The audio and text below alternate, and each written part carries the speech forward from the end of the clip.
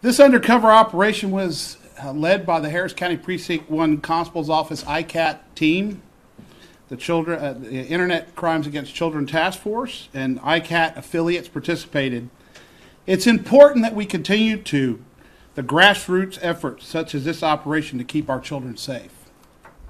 The Internet Crimes Against Children Task Force detects deviants, apprehends those individuals, and brings them to justice to reduce exposure to minors. I am proud and honored to have partnered with all these agencies that you see here. The safety of our precious youth is our main priority, not our schools, but also online.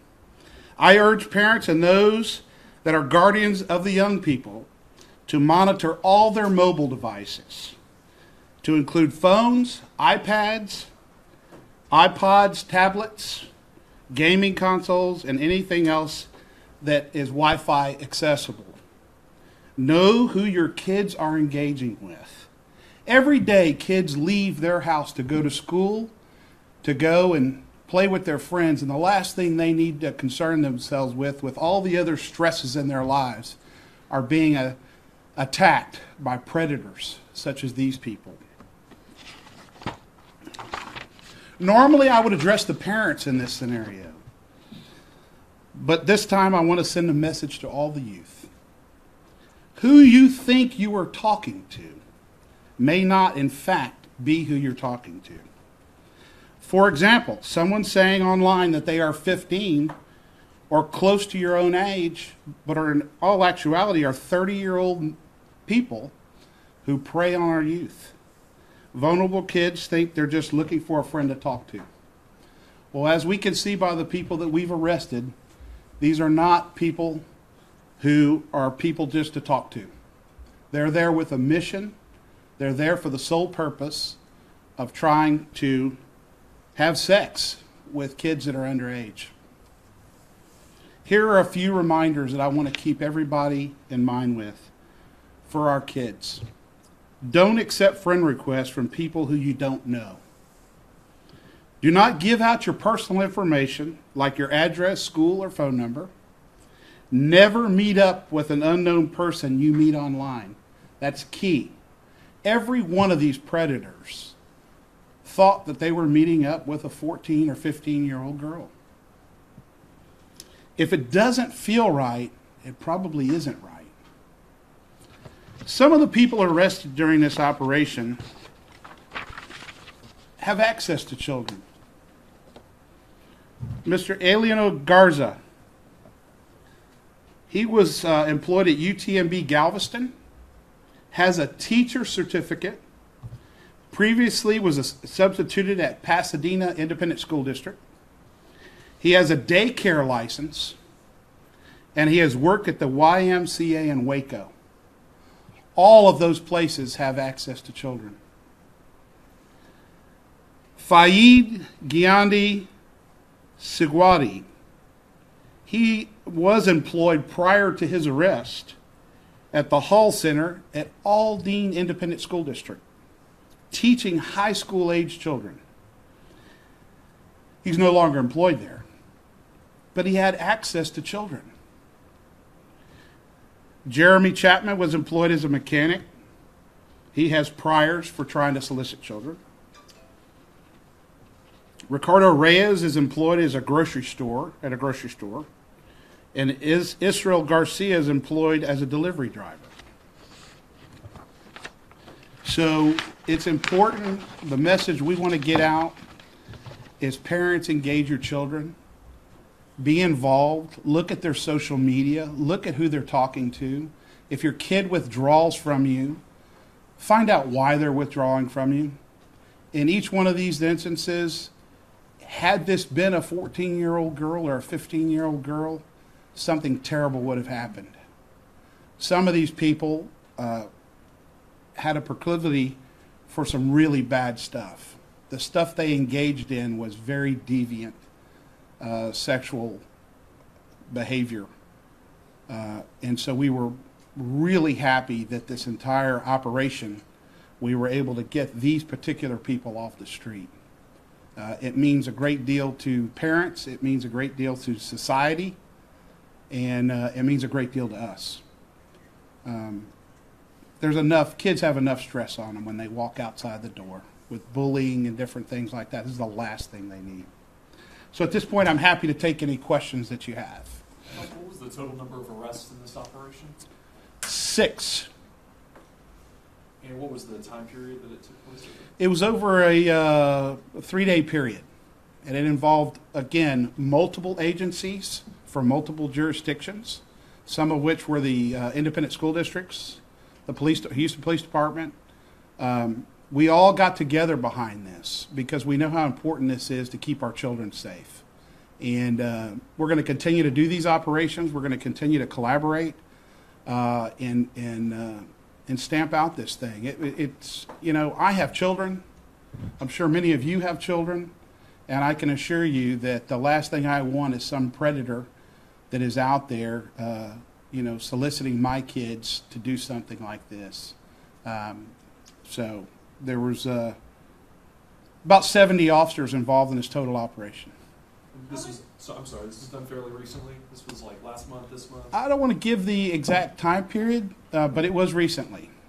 I don't want to give the exact time period. So it was in February? It was this month. Okay. Let me put it that way. Did you receive tips about these specific people? No, we actually threw our line out in the water and saw who came and got interested in a 14-year-old girl or a 15-year-old girl.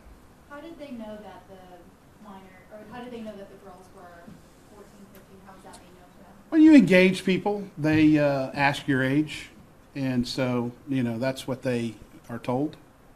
So these folks, some of which are pretty astute to what they do. I know one of the people we got on Saturday. He kept changing his location where he thought he was meeting this 14-year-old child, and was real evasive. And we had to track him, and it took a lot of assets from the department to track him and actually catch him. So they're not somebody that just willy-nilly pulls up to a house or an apartment and says, "Okay, I'm ready to meet." They're more astute. They're more. They've got a better plan. They plan a little bit ahead so that they can hopefully evade someone like us. What were their tactics in, I guess, luring, minors? I know you posed as a 14-year-old, but what were their tactics? Well, their tactics are often played off of what they think they're talking to. So there's a conversation that goes back and forth, just like any other relationship or the beginning of a relationship. What are your likes, dislikes, and things like that? And hopefully the person says, "Oh, you're underage. I'm not interested." But in each one of these cases, these people pursued the girl, even though they knew the person's age that they were talking to. So you worked with school districts also. So school districts were aware that there might have been something going on, or? We work with all law enforcement that's interested in catching people that are trying to solicit minors like this. So we sometimes have to bring in new people to do some of the work that we do. We had a lot of undercover officers working this operation, and it was successful. Traditionally, people like this often can go beyond just a sexual encounter. They can. One of the people was very much interested in bondage and different things like that. This guy right here, and he was particularly aggressive in what he was interested in. Can you describe that? What he was like? What was the interest? Was it Brandon you were talking about too, or Ilano Garza? I don't want to get into the specifics of the case. I can tell you that he is somebody that I feel moving forward could progress to violence at some point. And, some of the stuff, I was really, really happy to get him off the street, as I am all of them, but in particular this guy. He was close to minors because you mentioned he was working for YMCA and yes. he used to be a part of a Pasadena Are you? Yes, he has a teacher certificate, previously substituted at Pasadena ISD, and he has a daycare license and worked at the YMCA in Waco, all of which are connected to children. So, yeah, I was really happy to get him, as I am all of them, but in particular, a guy with this thought process could. I'm not saying he would, but he could escalate it into something further than just a sex act. Does he have a criminal background? I don't know what his criminal background was. I don't think he had a criminal background. What charges are they facing? Solicitation of a minor? In the two cases where they work with children before, y'all reaching out to any of the schools or places to see if there's any victims out there? Our investigators are. So the investigation continues. We are looking at to ensure that the places where some of the people that had access to children, there aren't any cases there that involve these individuals. Absolutely. That's a standard practice to be as thorough as possible during the investigation to make sure that we've dotted the I's and crossed the T's. Sir, in your experience, what is the most disturbing thing when you're talking about these cases? The fact that they know that they're soliciting a child that can't give consent, a child who is, at such a young age, 14, 15-year-old child. They're children. And so for me, that's the most disturbing thing, is that they know they're adults and they know they are soliciting a child. And it's disgusting. It is absolutely disgusting. And I can tell you a lot of lives have been ruined by encounters that we didn't catch. So some of these people, I'm not saying any of these, but someone that was successful at soliciting a 14-year-old child and actually meeting up with them and something happening. So a lot of lives have been ruined over the years. I'm sure a lot of lifelong heartache has happened as a net result of somebody preying on somebody whose mind's not even fully developed. And yes, ma'am. How did they engage with the girls they thought they were talking to? Was this via social media? Yes. Yes. Traditionally, that's what they're looking for. And there's a bunch of different social media sites where you can engage somebody and keep things kind of active between you. And so they engage, and sometimes it takes months.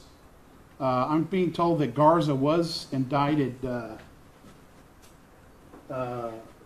Garza was indicted and interested in kidnapping minors. He tied up doll pictures and tied up dolls. He said he wanted to tie up a child. That's why I was so happy to get him off the streets.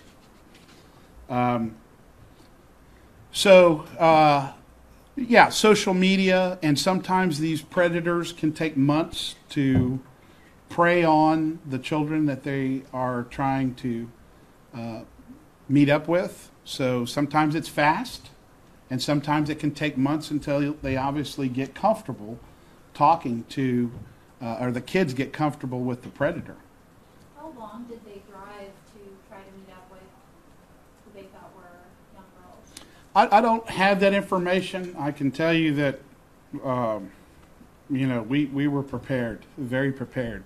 There's a lot of new techniques that are used now in the industry that I can't share. But law enforcement has a lot of new techniques, a lot of new technology that helps us along the way. But I'm sure they came from all parts of the city and county. And so Garza was the one that had expressed fantasies about bondage? Yes. Okay. Yes, he did. Constable, what's the bigger impact of stings like this? I mean, besides getting potential predators off the streets, does it discourage other people Yes. from doing it? Yes. Can you just talk a little bit about Yeah, sure. Part of the goal is to discourage and deter people from engaging in this kind of behavior. So us actually showing you, we caught you. You don't know who you're talking to when you're talking on the other end of the computer. So you could be talking to a law enforcement officer. And so that's the message we're trying to send to these people, is don't do it. Don't do it. And as good as you think you are, I think we're better. And you're going to get caught. And so that's really, truly the message, is don't do this type of behavior. Because we're going to catch you. And you just never know. It's like someone who drinks and drives. You may get home 20 times by drinking and driving, but it's that one time when you get pulled over and you're intoxicated. You may get away with something a few times, but eventually it's going to come home to roost. And have any of these gentlemen confessed, to your knowledge? I know we did an extensive interview with them. I can't say. I think there were a few that did confess. Generally speaking, they don't have. They've never been caught before, so they're usually first-time offenders, and you know, they aren't the traditional criminal that wants to play the cat and mouse game. You know, they realize that they made a mistake and that they have a problem. And what I'm hoping is they go and they get help for their problem, because you know, if they're caught again, it's a pretty serious matter. Even the first time it is, but the second time it's a very serious matter. Several of these people had access to children. I mean, does it shock you? Do you think that this is a statement that something needs to change, that they were able to be in positions like that? Well, if they didn't have a background, I'm sure that Pasadena ISD and Aldine ISD and some of these other places do background checks on people. And so if they haven't had a case prior to this, we would, you know, the school district would not see that there was priors. So they didn't have really anything to go on. I can tell you that, you know, you should always be vigilant, just like I'm vigilant of my own employees. You should always be vigilant of what your employees are up to, and kind of make sure and see what's kind of going on in there, even in their personal life. I know a lot about my officers' personal lives because I choose to sort of engage that and find out, you know, what's going on with them personally, you know, what's going on in their family life. And so often if you engage somebody, you may see some clues that would be helpful. But if they didn't have a background, you know, and they stayed to themselves, you may not see any signs that would be helpful in determining that somebody had an issue. Yeah. Anybody else? Spanish? En español. Well, I wish I could too. En Spanish. I would speak in Spanish all the time. I am sorry, I don't speak Spanish. Would you like to do that? Erica. Yeah.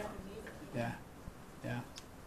Thank y'all. Please continue to bring a light to this subject. It's very important to the public.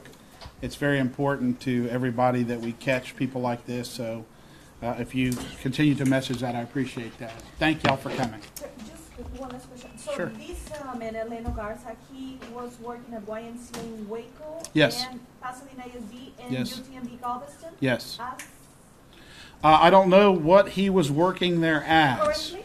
He was We're not sure at the time of the arrest. It says employed at UTMB Galveston, so he may have been working presently at UTMB Galveston, yes. The fact he has a teacher certificate, he substitute and a teached. license? He had a license, he has a daycare license. Can you imagine that? Having a daycare license and operating a daycare? It's atrocious. Constable, were any of them wanted for other crimes? Like, they have warrants out? No. No. No. It's kind of like, you know, the people that are looking for child pornography or things like that. You know, often they, you know, are first-time offenders, and so, you know, they may not have prior records. They're going to have records now, and rightfully so. But we had, you know, we had everybody there that was helpful to this operation, and I'm in deep gratitude for all the agencies that participated in this.